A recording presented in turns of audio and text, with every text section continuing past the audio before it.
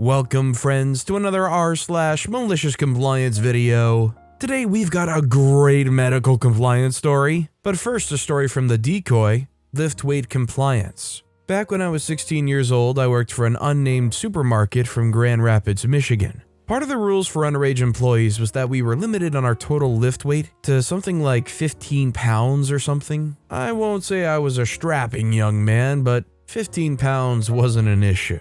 Working as a cashier and bagger, we regularly had customers that would purchase large items from the front of the store, such as bags of ice, or the culprit in this story, a brick of water softener salt. The blocks of salt I believe were about 50 pounds. Over the store limit for my age, clearly, but I can manage 50 pounds without much struggle, especially when the block has handles more or less. The problem, however, was the loss prevention office was right next to the salt pallet, and more than once, I'd gotten reprimanded for lifting over the weight limit for an elderly person, or someone with disabilities that specifically asked for help. So one day I get a nice elderly lady, probably pushing mid-80s, asking me to assist her with the block, getting it into her cart and out of her car. I look over, and there's a loss prevention officer manager standing right next to it, surveying his kingdom. The one that likes to reprimand me about it, like it was his job or something. Which I understand now, being older.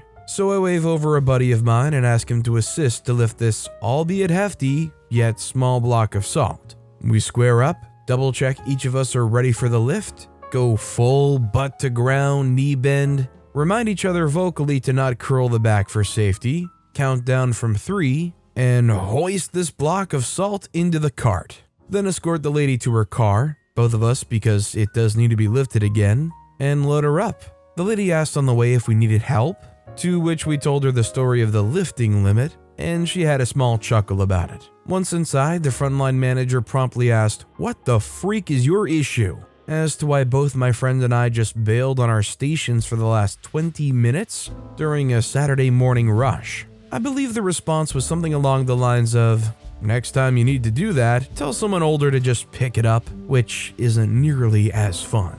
For a 16-year-old, I could understand like a weight limit of maybe like 30 pounds, but I'm gonna be honest, 15 pounds is pretty light. Even for an average 16-year-old, I feel like you should be able to lift 15 pounds with 2 hands, I would hope with near relative ease. Am I overestimating the strength of an average 16-year-old, boy and girl? Or do you guys agree that 15 pounds is really light? I'd like to know what you guys think in the comments down below. Our next story is from XXFireflyXXX. You want me to smile? Okay. This was a little while back, maybe a few weeks or a month ago, but even remembering it makes me giggle. Anyone who's been catcalled knows that one of the most overused lines is telling you to smile, and I'm one of those people. I had walked to the closest grocery store because I wanted mashed potatoes. They're served at the deli there, and I didn't have any potatoes at home.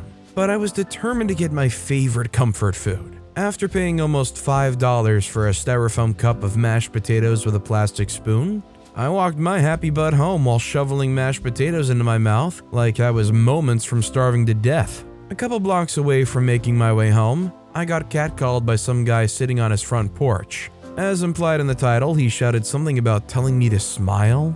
I don't remember his exact words. I considered telling him to piss off or screeching like a velociraptor to freak him out, but instead I decided to comply. I smiled with all my teeth and used my tongue to push out the half-chewed food in my mouth. A gross mixture of saliva and mashed potatoes fell onto the front of my shirt, but the expression on his face more than made up for it. He looked disgusted and slightly shocked. After a few more seconds of direct eye contact to make him more uncomfortable, I continued walking home. I then finished my potatoes and decided to take a nap. Honestly, I kind of hope this experience kind of ruins catcalling for that guy, at least for a while. But knowing how people like that probably act, they'll probably be right back at it tomorrow. Doesn't it suck that sometimes you have to resort to wasting your perfectly awesome mashed potatoes just to put off some creep? This next story is from Cleed79. Misogynist Racist gets just desserts. In my 421-year-old female, actually 42, 20s, I worked in human resources for a growing community college in my area. My immediate boss, the HR manager, was an extremely smart and already successful retiree of a very popular international soup company. As you can imagine, he was a wealth of information and education for me, not just with HR policy, but also human behavior and psychology, and life in general, etc., etc., and he very quickly became my mentor. He despised prejudice in any form, and we had this in common. Unlike a lot of other HR departments, we actually used our HR laws and policies to advocate for our employees over the company as often as possible. One of our favorite pastimes was exploiting the way the policies and correspondences were written in order to help the employees, because they were often vague or poorly written and therefore subject to debate. And since we, the HR department, are the ones supposedly covering the company's butt on legal, they pretty much had to side with our interpretation. Well, these disputes with upper management, namely the board and the president, coupled with our thinly veiled smugness probably, provoked a lot of petty backlash from them and their loyal administrative minions. So one of them finds a policy note that all administrative staff have mandatory committee service duties that must be fulfilled on a needed or as needed basis. And they decide to try to use this against me/us. I'm in the middle of several large, time-sensitive projects that involve employee leave reports, sick and vacation time, benefits, benefit changes, disability, retirement, etc. It is literally our busiest time of the year, and the only time, 2 months, Jesus, what a nightmare our healthcare and benefit system is. Another rant for another day, yikes. Anyway, to get it all processed is now. Otherwise, employees lose benefits or don't get the changes they requested. Read nightmare. I get an email from president/minions with boss CC that I'm under review for not meeting the qualifications of my employment, as I haven't spent any time serving on any of the various and often unnecessary committees. Blah blah blah. Well, boss is pissed. Capital P. So he says, "Oh, they want you on a committee?" Hee. Since the policies were not well defined, there were no limitations on exactly which employees were to serve on which committees, and there were also no rules on who could head each committee. So boss put me as the head of the president's birthday party committee. Yes, this narcissistic D-bag had a committee formed every year to plan his birthday celebration. To further elaborate on his D-baggery rock-juggling thunder runtness, let me paint you a picture of birthday parties 20 years past. Rules: 1. Only invite the cute chicks in our office building, and also that one Indian guy I like, who I'm pretty sure is actually from Pakistan. 2. Hors d'oeuvres and crudity and a cake with a loving and endearing message are paramount. 3. Make sure everyone in the room kisses my butt as much as possible. Unfortunately for Prez, he always had to play nice in the company email, etc. to manage his public profile, and I think he might have also been working against some negative publicity at the time. So he sent an email to head of birthday committee. He didn't know it was me. "Make sure to invite everyone to my birthday celebration. I want it to be spectacular this year," etc., etc. So I immediately went to my boss and excitedly said, "Boss, he said everyone." Ha! I invited the custodial staff, the daycare staff, the administrative staff, the professors, the people that clean the parking lots on contract, the students, everyone. I made it a pizza party with soda and ice cream. I told everyone in the invite that the president would love to hear from you. Please feel free to offer compliments and criticisms during this time. I even included a text from his original email that said he wanted to, quote, "see everyone and address concerns of the staff." So many employees showed up with so much to say. He hated it. His face was red the whole time. I never had to serve on another committee. We still laugh about it. Bonus, he got ousted over some other crap, and the new president is pretty amazing.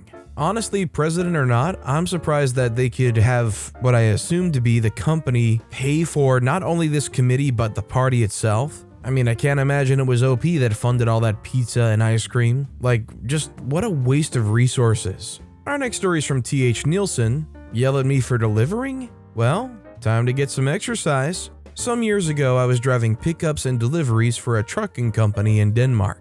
Pickups and deliveries is the part of the transport chain where you usually deliver small quantities to multiple customers on a route. Kind of like UPS or FedEx, but in semis or rigid box trucks. It was nearing the end of the day, and I had to deliver a trampoline to a residential area. Mind you, this is in Europe, so things may be a bit different than in the US regarding rules and regulations. It was a fairly new area with plenty of space, but I had to reverse in because there was no way of turning around. But no problem, the road was wide and so were the corners I had to go around. I put my semi in reverse and started going backwards, and of course I was delivering to the last house on the street. Now the road climbed a bit and was about 600 or 700 meters long, but it all went fine. When I finally got to the end of the road and got out of my truck to unload this trampoline, some guy was already standing behind my truck and started yelling and swearing at me. I was the biggest idiot on this earth. How the heck could I even think of going in there with a semi?